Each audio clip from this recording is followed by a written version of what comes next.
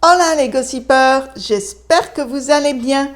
Aujourd'hui, on se retrouve pour un nouveau gossip. Bien sûr, n'oubliez pas de laisser votre avis dans les commentaires, qu'ils soient positifs ou négatifs, on accepte tout. Maintenant, je vous laisse découvrir la story. Bon, je sais qu'il y a beaucoup de personnes qui se demandent aussi par rapport à ma rupture soudaine et puis ma réconciliation soudaine aussi.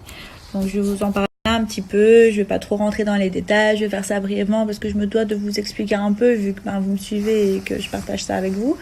Donc il faut savoir que moi déjà, en temps normal, je suis quelqu'un de très lunatique, très bipolaire. J'ai pas du tout un caractère qui est facile à gérer.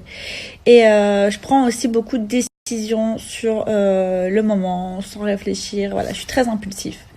Et Floriano, donc mon chéri, est un peu comme ça, très impulsif aussi.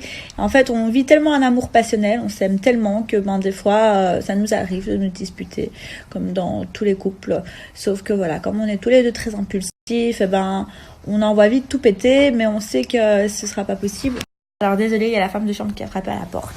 Donc je disais, voilà, on se quitte et on se rend bien compte en fait qu'on ne peut pas se quitter parce qu'on sait, mais parce que voilà, des fois on réfléchit pas, on est peut-être encore un peu jeune et donc du coup on prend des décisions sans réfléchir, on les regrette après.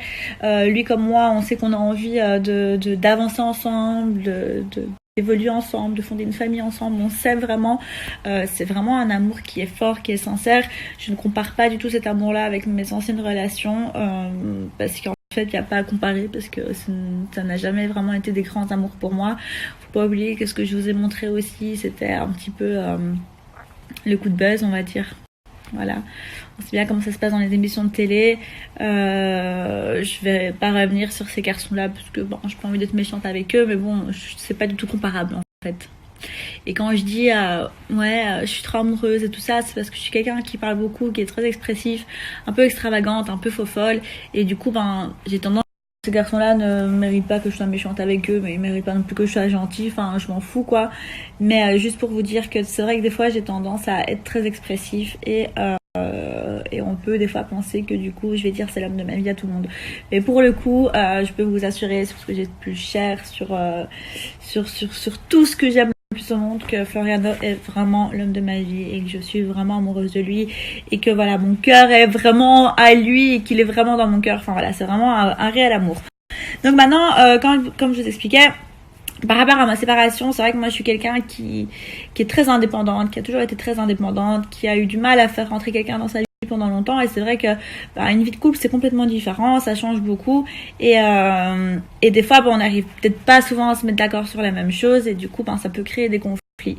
Mais le plus important c'est de savoir malgré tout qu'on peut réparer, on peut en discuter, on peut essayer de faire arranger les choses, et je pense justement je pense justement que cette séparation, parce que ça a vraiment été une séparation, vraiment s'est séparé, et je pense que cette séparation, donc du coup, nous a vraiment permis de savoir en fait que il fallait plus qu'on réagisse comme ça, il fallait pas qu'on se quitte sur des coups de colère, sur des disputes, parce qu'en fait, on peut pas être l'un sans l'autre, parce que justement, on s'aime trop.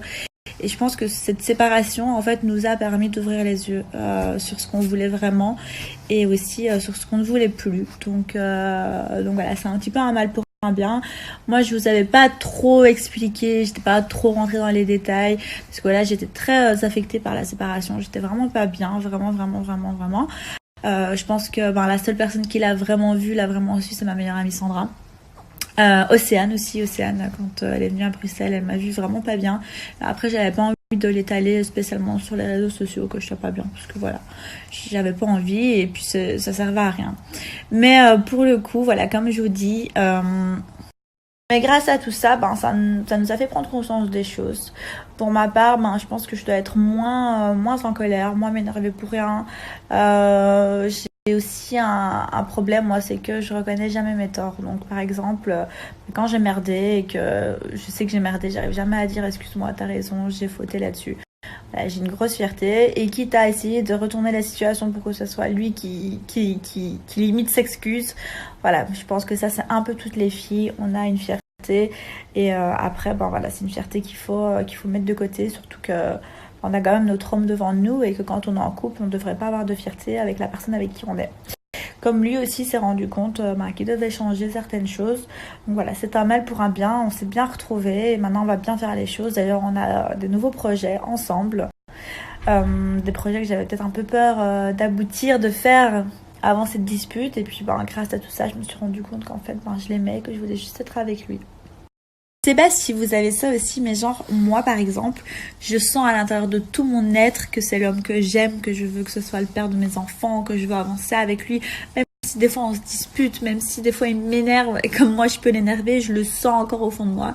Et je pense que quand on a cet amour vraiment et ce ressenti qui est aussi fort pour la personne, on essaye et on le fait en fait le fait de changer, on le fait sans réfléchir parce qu'on se rend compte en fait que si on n'était pas avec cette personne-là, on serait trop malheureuse. Et donc du coup, moi par exemple, quand c'était fini, je me disais mais je pourrais jamais être avec un autre gars parce qu'en fait je l'aime lui. Alors peut-être que oui, on ne sait jamais ce qui aurait pu se passer dans la vie, parce que quand je lisais vos messages, tout le monde me disait mais il y a 1 milliard de mecs sur Terre. Certes, c'est la vérité qu'il y a 1 milliard de filles, mais quand on a cet amour pour une personne, pourquoi chercher une autre? Enfin, je sais pas, moi je me disais mais non, je peux pas être avec une autre personne parce que la seule personne avec qui j'ai envie d'être, c'est lui. Voilà, je sais pas si vous aussi vous avez ce ressenti comme ça à l'intérieur de vous, mais le drôle dans tout ça, c'est quand vous vous séparez de la personne et que vous êtes en mode déter, mais déter de rien du tout en fait, parce que vous êtes là à dire non mais sur ma vie, je m'en remettrai plus jamais avec, c'est terminé, toutes vos copines vous disent ouais c'est ça, on sait très bien que tu vas finir avec, mais vous assurez, vous affirmez que non, vous allez pas vous remettre avec, et en fait vous attendez qu'une chose, c'est qu'il vous envoie un message pour courir le rejoindre. Donc vraiment, des fois, on peut être vraiment très ridicule. Ça aussi, je m'en suis rendu compte. Ça ne sert à rien. En fait, l'amour, c'est un tremplin émotionnel, je crois. Parce qu'on peut être super heureuse comme super malheureuse. Ça peut faire du bien comme ça peut faire du mal. Le tout, c'est vraiment de savoir ce qu'on veut, je pense. Et de se rendre compte qu'au bout d'un moment, il faut pas chercher midi à 14h. L'herbe n'est pas plus verte ailleurs. Que disputes, ça arrive dans tous les couples, et de pas toujours aussi pouvoir se comprendre, ça arrive dans tous les couples. Je pense qu'au bout d'un moment, quand on s'aime vraiment, chacun doit faire des efforts, chacun doit faire des concessions, et chacun doit s'adapter à l'autre. Ça, c'est quelque chose de très important que j'ai aussi compris avec le temps. Voilà, parce que quand on aime une personne, on peut pas forcément être comme elle. Voilà, on n'a pas les mêmes traits de caractère spécialement, on n'aime peut-être pas spécialement les mêmes choses. Le tout, c'est vraiment d'apprendre à s'adapter l'un à l'autre.